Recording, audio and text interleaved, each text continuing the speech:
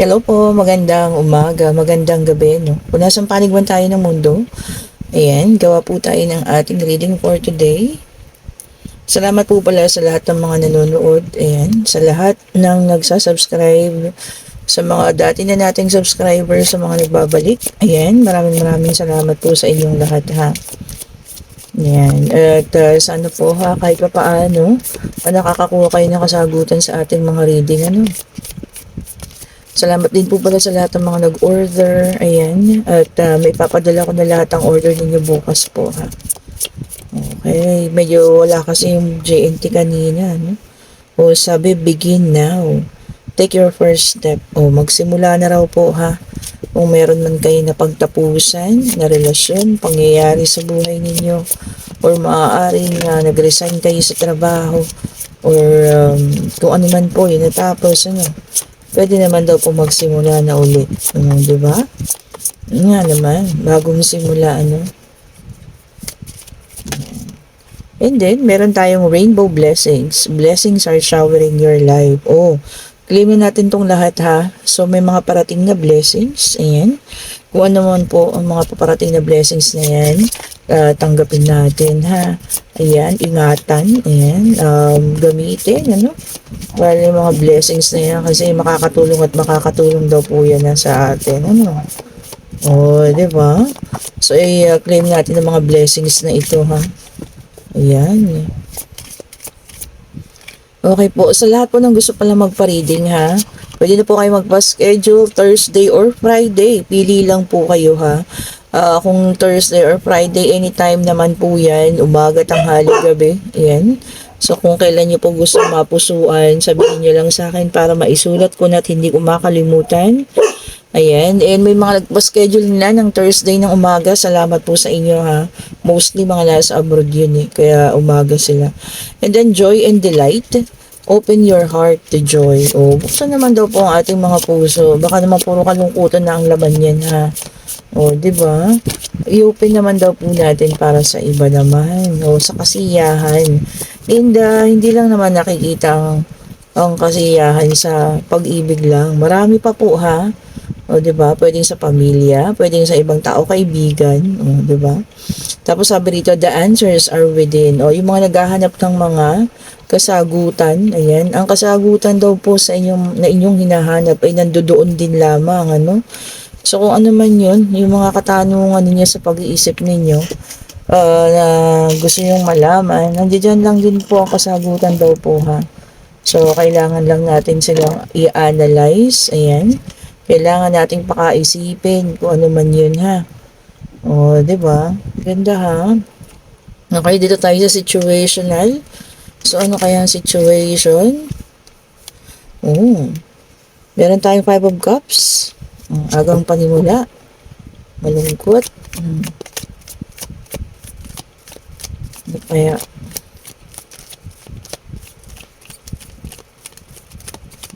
Okay. Oops. Ace of Wands. So, new beginning. Maganda ang pag-flip ng mga baraha. O, tingnan nyo. Isa-isa talaga siya. And, 2 of Pentacles. Ayan.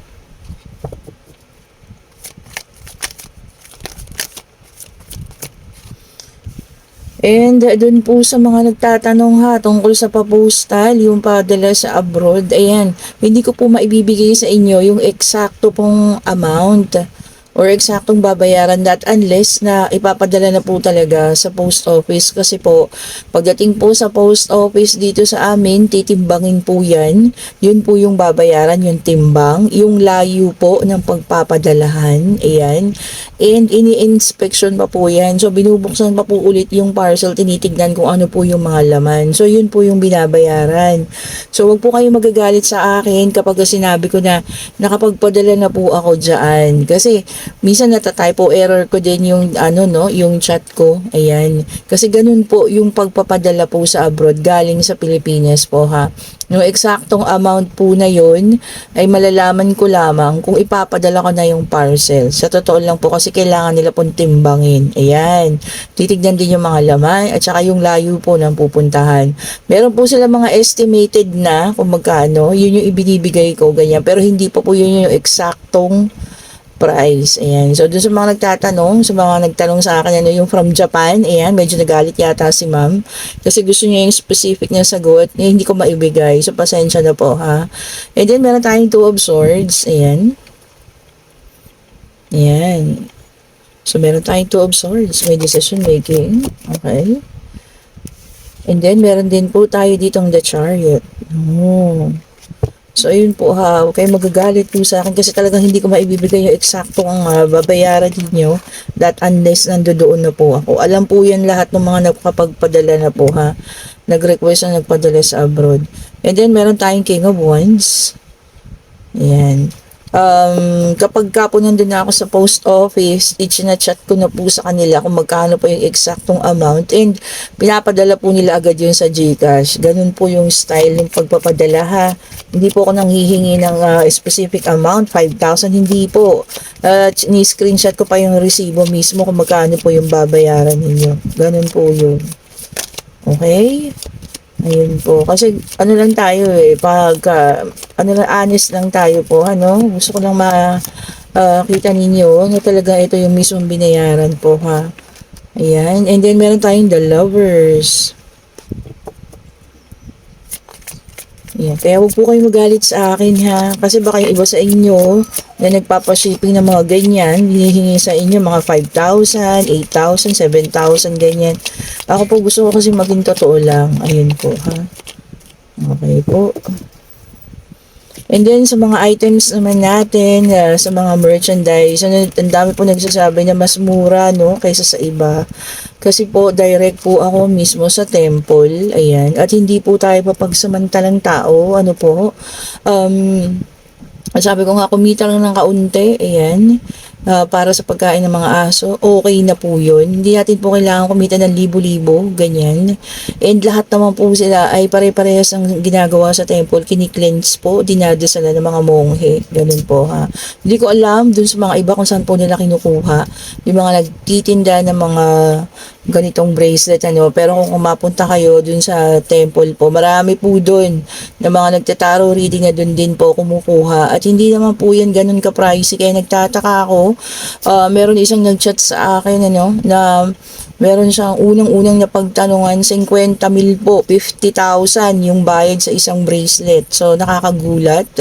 Medyo kinakabahan ako sa mga ganong presyo kasi, di po ba, may balik din kasi yung mga ganon, ano, pag sobra-sobra ka naman maningil. Ayun po, ha. Ewan ko, ha, hindi ko masabi. Kasi sa temple na kinukuhanan ko, marami pong kumukuha din dahil nakikita ko naman yung mga pangalan ng mga taong kumukuha, no? Yung mga naglilista. Ayan. So, hindi ko alam bakit ganun kamahal. 100 times. Hindi 100 times, ano?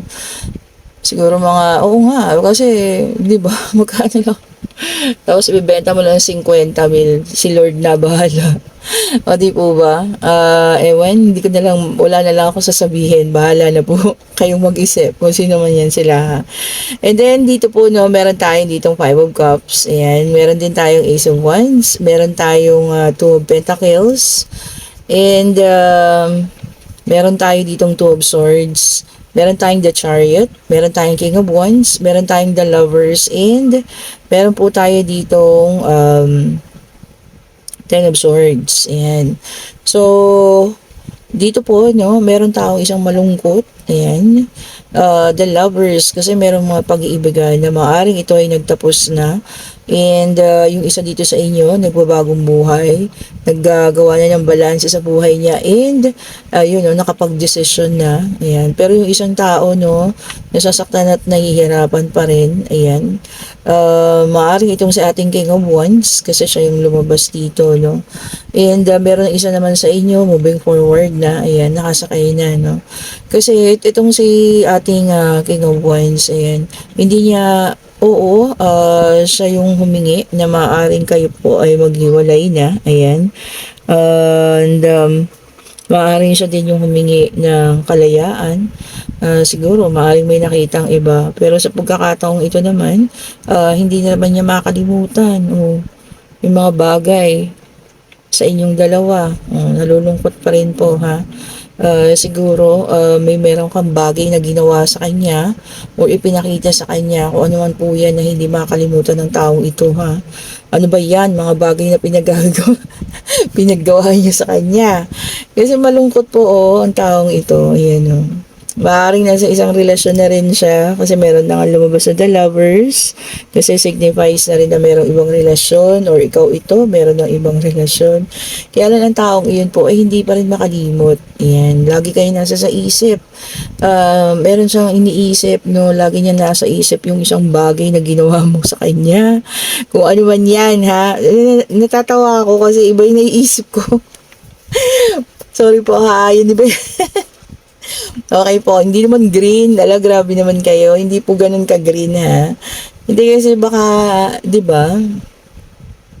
Ano pa man yung nangyari, ikaw at ikaw pa rin yung siguro no kung meron siyang tao isang babalikan sa buhay niya.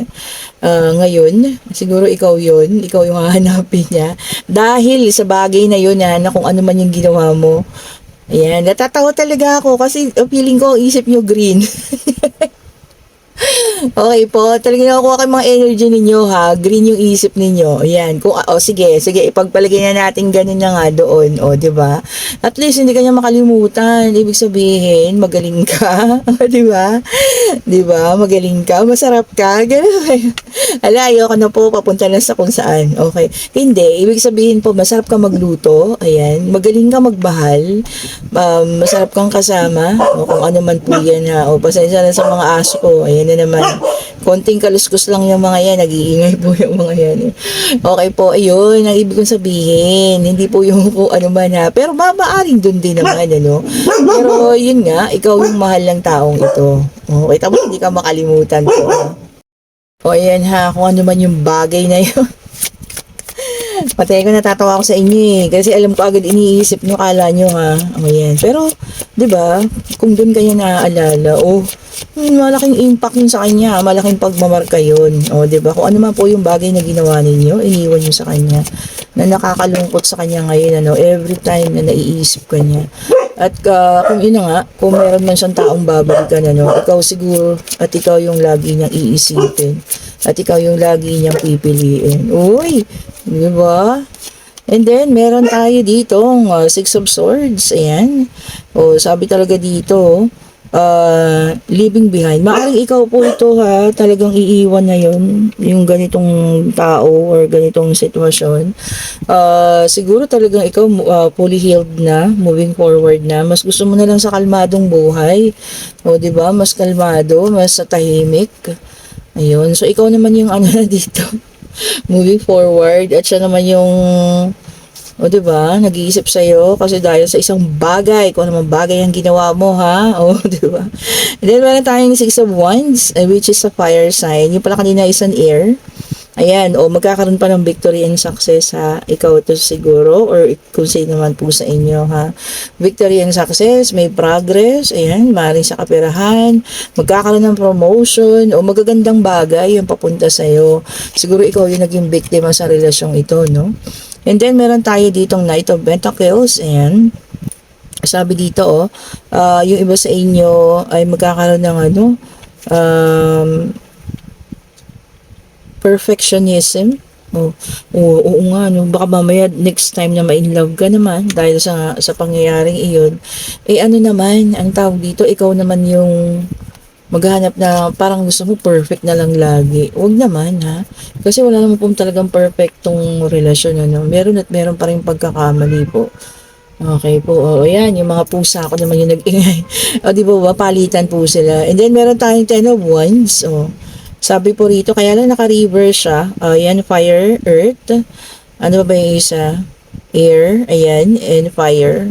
So, air, fire, earth, ayan, and then fire again.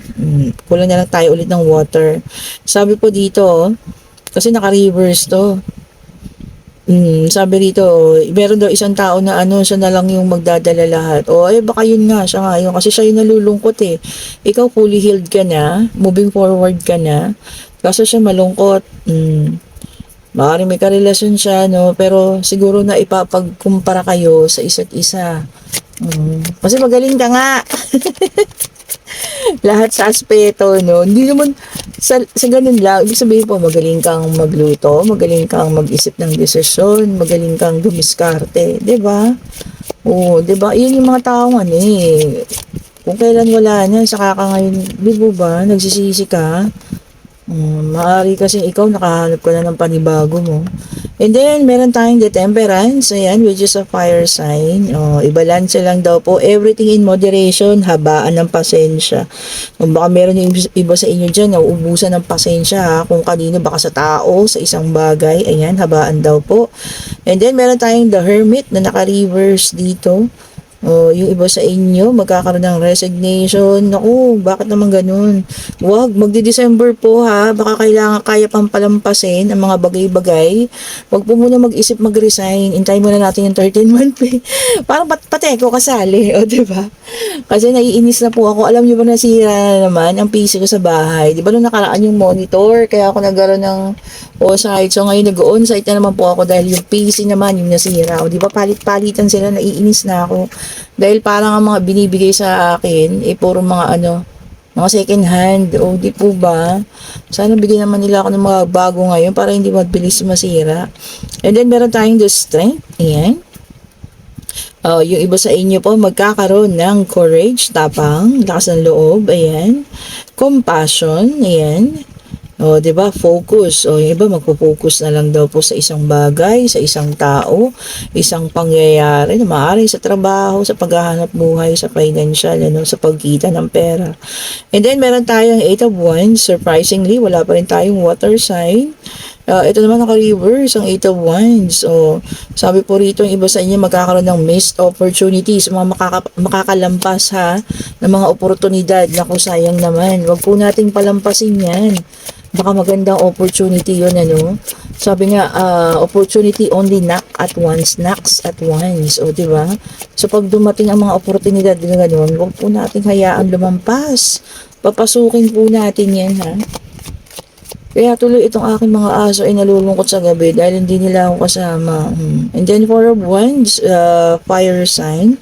Yung iba sa inyo magkakaroon ng harmonious relationship. Sana all po, no? Yun lang naman ang pangalap. Ayan, nabulol na tayo. Pangarap. Harmonious relationship lang. Diba? Kahit naman hindi gaano karamihan yung pera, pero masaya ang pagsasama at ang pamilya. Ano pa ba ang dapat hingin, Basta yung hindi ka nakalubog sa utang at kayo po ay maayos ang buhay-buhay dyan. Yun na po para sa akin ng isang napaka-perfect na pagsasama. Di po ba, no? May kaunting natatabi, may bahay naman, ganyan. Maayos, malusog, walang may sakit. Yun na po. Maganda na po yung contentment na yun, Para sa akin po, ha? Hindi ko masasabi para sa iba. Baka kasi iba gusto talagang mayaman na mayaman, di ba? And then, maaari tayong the High Priestess. Yung iba sa inyo po magbubukas na ang mga intuition. Ayan. So, lalakas ang mga kutob-kutob. Baka may mga certain na pangyayari. Minsan lumalakas din yung mga intuition natin. Yan doon sa mga bagay-bagay na nangyayari sa buhay natin. Mga experiences. Ayan ha, yung mga sa sobrang pain na nararamdaman, ayan, mas lumalakas po yung intuition ha. Ayan, para po sa akin ha. Para doon sa experience ko naman yan. Sa dami siguro nang nangyari sa buhay ko, no? Kaya mas lalong lumakas yung intuition ko. Mas lalong lumakas yung pakiramdam ko, no? Sa mga susunod ng mga pangyayari, mga ganun po. And then, meron tayong 7 of Swords. Ayan, which is an air sign. Yung iba sa inyo makakaranas ng dishonesty. Yung iba naman, getting away with something. Yun nga. Aalis, merong kukuhanin sa inyo. Ayan, kung sino naman po yun ha. And then, meron tayong 4 of Swords. Ayan. Yung iba sa inyo, magre-relax lang. Maaari sigurong sa mga darating na mga araw. Baka sobrang pagod na, no? So, ayan, relax din po tayo. And yung iba talaga, ang plano na ngayon ay ang future. Magpaplano na raw po for the future. And then, meron tayong the Judgment. Sabi rito, yung iba daw po ay magkakaroon ng inner calling. Ayan, kung ano man yan. Baka para kayo sa pagpapari, pagmamadre, mga ganon, ano. Inner calling na tinatawag po. So, ayan, baka i-check-check nyo na lang po ha. Baka naman kaya tayo ay hindi makahanap ng ating pag-ibig. Yung iba pala, no? Para pala tayo sa ganon. Di ba? And meron tayong 8 of Cups, ayan, which is a water sign. Ito na siya, medyo tumagal lang, darating din pala, no? Yung iba sa inyo makakaranas ng disappointment at meron ding iba na tuluyan na pong aalis. Ayan.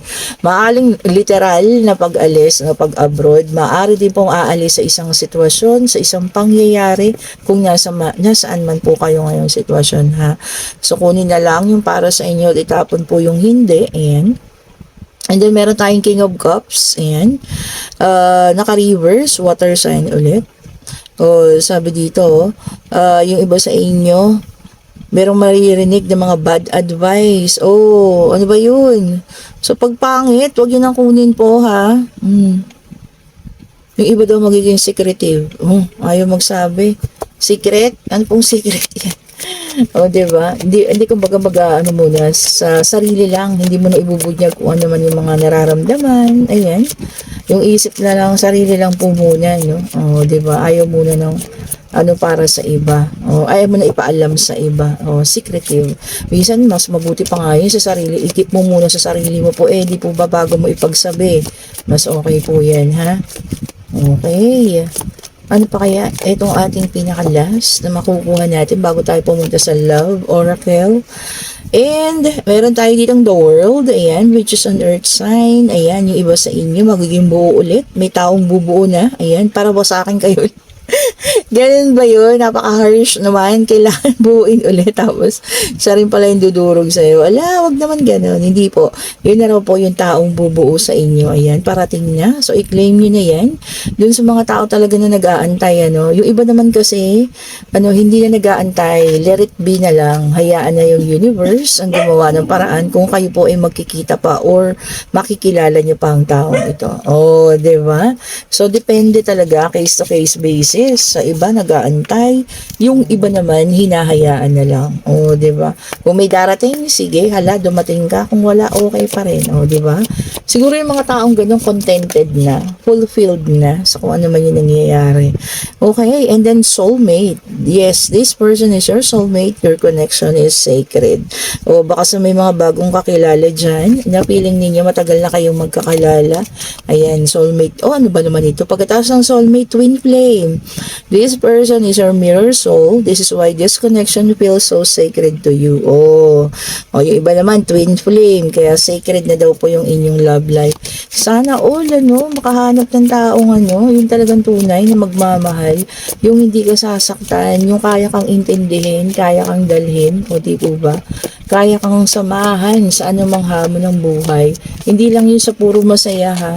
Sa kalungkutan, sa kasiyahan, sa pagiging down mo, sa pagiging broke mo, ayan, sa paglago mo, ayan, sasamahan ka pa rin. So, ganun po, sana yun, yung kaya tayong samahan. And then, sabi rito, pay attention to signs. The synchronicities you have been noticing are not coincidence. Baka raw po meron na tayong ibang mga nakikitang mga senyalis dyan. Hindi daw po yan coincidence, ha? Yan lang po yung mga senyalis. So, pay attention po tayo. And then, meron tayong unconditional love. The love between you and your person is eternal. Nothing and no one can take it away from you. At nagtapos sa unconditional love and eternal love, ha? Diba? Meron mga pag-iibigan na ganun, no? Siguro ito palagay ko yung mga na-beauty. Ayan. So, siguro po ito yung mga na-widow na sila, no? Na talagang yung pag-ibig doon sa dati nilang asawa na mayapa na yun hanggang langit. Mahal nila, ha? Diba?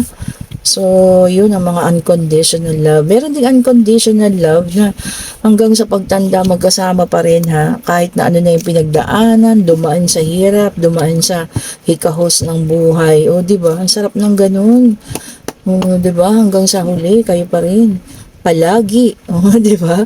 And then, ito na po ang ating yes and no card. Ayan. Pwede na tayong magtanong. Pwede pong sa pag-ibig, pwede pong sa financial, pwede pong sa pangyayari, kung ano man po ang gusto ninyong itanong, ha. And Divine Universe, ibigay niyo po sa amin ang kasagutan. Isa lang po, ha. Huwag naman po sobra-sobra. Ayan.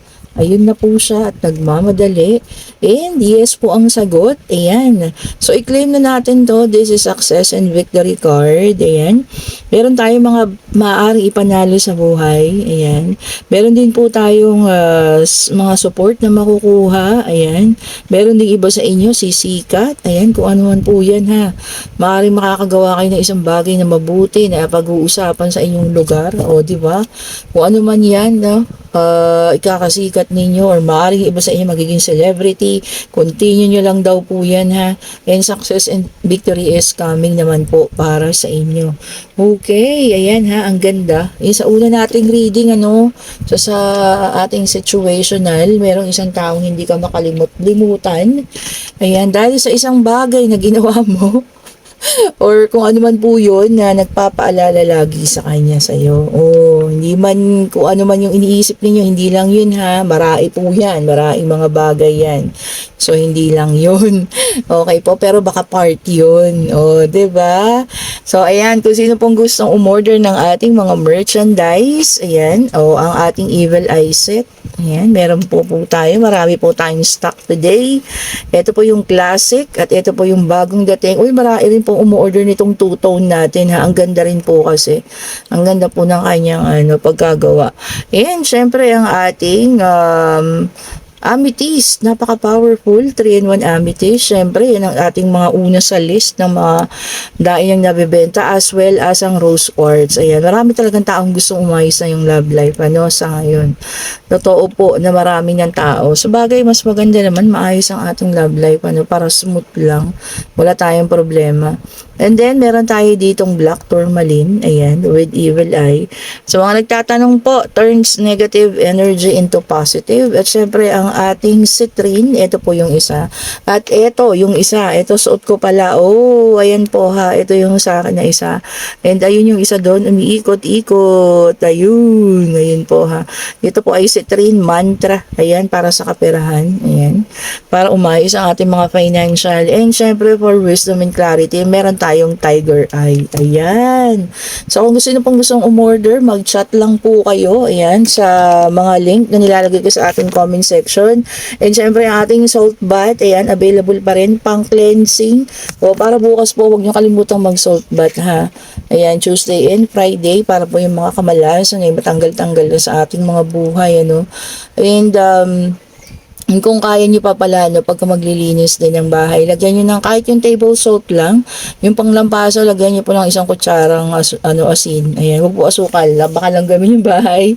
Asin po, ayan, para dun din, mga pampunas-punas ninyo, sa simiento, ganyan, para yung mga negative nyo, matanggal-tanggal na po sa ating mga bahay. Ayan, kung nagugustuhan po ninyo ang ating mga reading, pa-like, pa-subscribe, pa-share, and hit the notification bell para lagi po kayong updated sa mga bagong videos na ating nire-release po every day. Ayan. Okay po. And sa mga nagtatanong, bakit isang beses lang po ako mag-reading? Hindi na po kaya ng powers ko. Sa totoo lang po, Hindi ko po kaya magdalawang reading. Pero mas maganda naman po yung isa lang. Kasi talagang inaabangan ninyo yung aking mga i-release na mga bagong reading. Di ba? Minsan nga po, di ba, nakakamiss pa ako ng araw. Kasi po sa dami ko talagang ginagawa. Sabi ko nga sa inyo, hindi ko pwedeng pabayaan ang aking trabaho dahil yun po ang aking bread and butter. Ayan. So, ayan po. Maraming salamat po ulit at sana po ay maganda ang inyong Lunes. Today is Monday. Happy Monday po. Bye-bye po sa inyong lahat.